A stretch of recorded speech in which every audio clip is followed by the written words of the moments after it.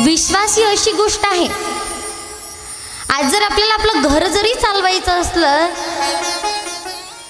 आपल्याला जर जॉईंट फॅमिलीमध्ये जर राहायचं असलं, तर त्याकरिता सुद्धा विश्वास हा महत्त्वाचा आहे.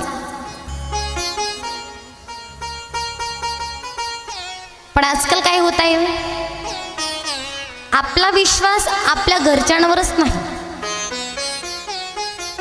भावाचा विश्वास भावावर नाही, पत्नीचा विश्वास पतीवर नाही, पतीचा विश्वास पत्नीवर नाही, मुलाचा विश्वास आपल्या आईवर नाही. आणि आज या विश्वासामुळेच काय होत आहे, किती घर फुटत आहे.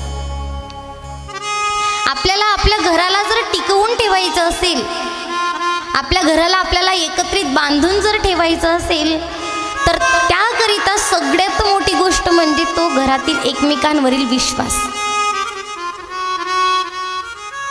आणि ज्या घरामध्ये विश्वास आहे ते घर कधीच फुटत नाही.